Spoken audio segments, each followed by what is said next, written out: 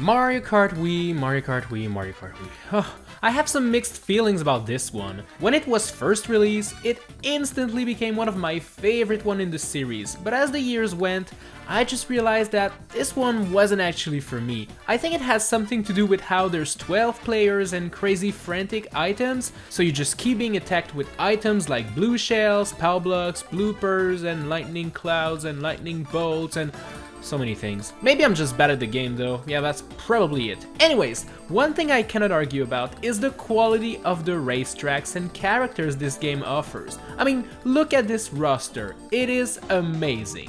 Today, we'll take a look at the 16 new tracks this game introduced in the series, and I'll tell you all about my 10 favorites. Hey, I'm Nico, and here's my top 10 Mario Kart Wii tracks. Here we go.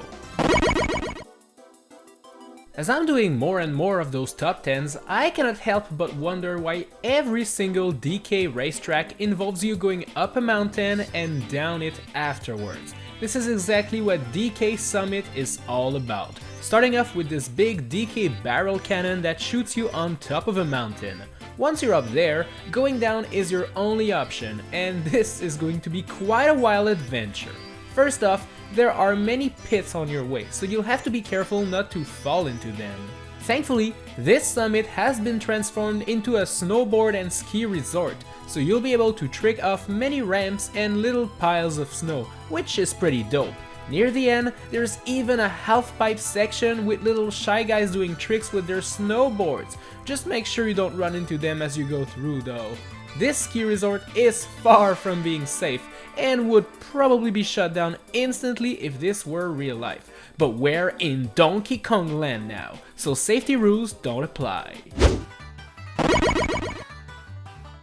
One thing that we learned by playing Mario Kart is how every single Mario character is an entrepreneur, building businesses and stuff. Wario's gold mine is exactly that. I mean, take a good look at this scenery. Wario built all of this with his bare hands. Now this is epic. The race will take you along the mine, exploring the outsides, as well as the inside areas where you'll have to avoid those mine carts carrying all of the precious gold for my dude Wario. There are going to be very steep hills and a couple of scary looking jumps along the way, but this is a mine after all, not a racetrack, so I guess this is expected.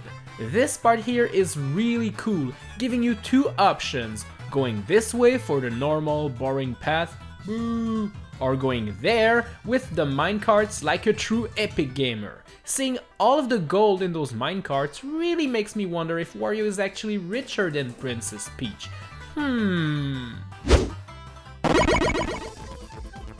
The Mushroom Kingdom, as the name implies, is filled with so many mushroom-shaped things, including bouncy platforms. The Mushroom Gorge is actually filled with those bouncy things, and you'll have to bounce on them if you expect to make it far. This track starts off with a couple of sharp turns on wooden bridges, but then you'll have two options. Going left to just go around this bottomless pit, or just going straight for the bouncy mushroom platforms. Obviously, going for the mushroom is the only way of doing it properly if you're aiming for the first place.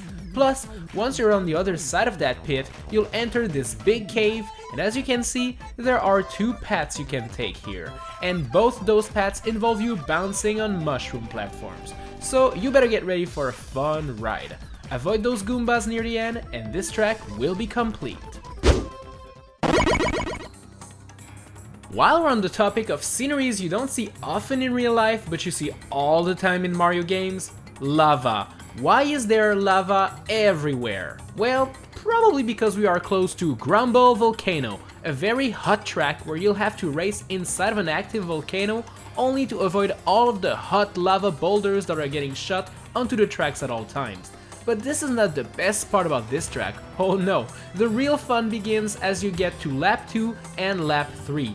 As you can see, there are lots of shaky grounds during the first lap, and you'll soon realize that this track actually gets destroyed as you race on it, making the final lap way more scary looking than it was, with sharp turns and more opportunities to fall in the lava and turn into a roasted BBQ chicken. Low-key, I kinda wish the next Mario Kart used that as a new mechanic, with every single track being different every single lap. I know that would probably be more complicated to do, but I mean, come on Nintendo, I'm sure you of all people can pull this off. Remember earlier when I told you that there are many entrepreneurs in the Mushroom Kingdom? Well, here's another example. Toad's Factory. What are the Toads building and shipping in this factory? I have no idea. All I got to see were wooden boxes and brick blocks. I did see those giant hydraulic presses ready to crush anything that goes under them though, but I'd avoid going there if I were you. The factory is also equipped with moving treadmills, you know, similar to those of an airport, and I did see lots of cranes and moving trucks, so we can guess that they're actually making the factory bigger than it actually is. Probably because of high demand. Actually, now that I think about it, maybe this is just the Mushroom Kingdom equivalent of Amazon, with many things getting shipped and sent all over the world. That could explain how Bowser gets all of the parts to build his castles and stuff. Alright, let's leave those factories behind and go outside for this next track. Maple Treeway is such a beautiful one as it takes place during the fall, with every leaves turning orange and falling down in piles on the ground. A big barrel will shoot you onto this giant maple tree, and you'll be racing on it, dodging giant wigglers that cannot be defeated by a single green shell. I tried it, didn't work. Along the way, you'll be racing on scary paths without any fences to protect you from falling down. You'll even get to cross a tiny wooden bridge near the end, which is the perfect place to drop a banana peel. Finally, to get back to the finish line, you'll have to drive on this wavy bridge, which is pretty scary looking. This racetrack just proves that the Mushroom Kingdom is a beautiful place to visit. Okay, I know I just said that the Mushroom Kingdom is full of beautiful things to see, but I doubt Bowser would want you to visit his castle. The Mario Kart Wii's version of Bowser Castle is fantastic, starting with you having to jump above the lava just to enter said castle. Once you're inside, be ready to trick on this wavy hallway, only to make your way to the main room of this castle. Look at this, a giant room filled with lava, ramps to trick off of, and the most beautiful looking Bowser statue ever built.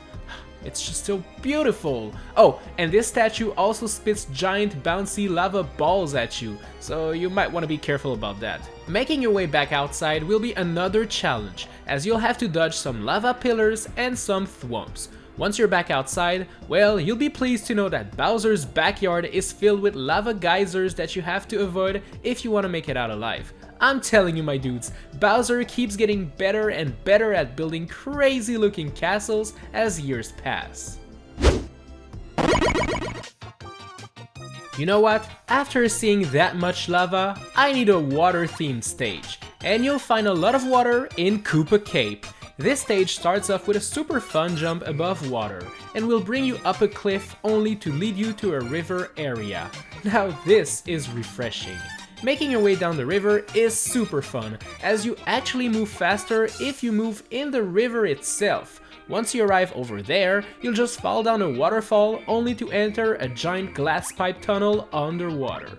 Now this is so cool looking. I mean, take a look at all of the Cheeps, rays and other living creatures underwater. Of course, keep your eyes on the road, because this tunnel is filled with those Koopa zapper things, and if you end up getting hit by one of these, you'll get shrinked. You know, kinda like what the lightning bolt item does. This track is just super fun and fast paced, and that's why it's one of the best ones this game has to offer. One thing we learned with the Super Mario Galaxy series is that the Earth is boring, and that space is way more exciting. Thankfully for us, Rainbow Road is here and will, once again, prove this theory right. The Mario Kart Wii version of Rainbow Road starts off with a steep hill filled with boost panels, followed by a jump and a wall to trick off of. You better master all of those techniques, as this track is filled with opportunities to trick, pits to jump above, and a couple of gravity-defying jumps. There's also a lot of ways to fall down, because there ain't a lot of fences around here, so you'll have to be careful about that. The track also contains a giant star tunnel thingy that will shoot you to the top of the world, which is super cool looking, but come to think of it, it is the exact same thing as a DK barrel. Some Rainbow Road tracks are tedious, but this one is just the perfect blend of fun and challenging gameplay, rewarding you with speed if you do your tricks just right, but allowing you to race more safely if you're not feeling confident enough. Mario Kart Wii TRACKS make us realize that Mario and his friends have a very similar life to us, and Coconut Mall is only pushing this theory further, because it is basically just a mall filled with shops you can visit, moving staircases, and even a parking lot filled with idiot bad drivers. Now this is something that reminds me of my own shopping mall experience. Those dang drivers stealing my parking! You'll be exploring the entire shopping center as you race up and down the moving staircases, make your way across a plaza filled with flowers, and leave the shopping center via a big jump off the 3rd floor or a more reasonable exit via the 2nd floor. This part is up to you, as this track contains 2 paths to choose from at the end. I do like the amount of details put into the shopping mall itself, having tons of different shops, a beautiful glass bridge, and even a "Have a nice day" sign at the top of the stairs near the end. Now this is a shopping mall I'd love to visit eventually. Thanks a lot for watching this video, my dudes. I hope you enjoyed it. Make sure to subscribe and to hit the bell to know when I post a new video. Give it a like to support me, and if you want your name in the credits like those amazing people, join Team BBQ, best team in the world, by clicking the big join button or the link in the description. Alright, I'll see you in the next one.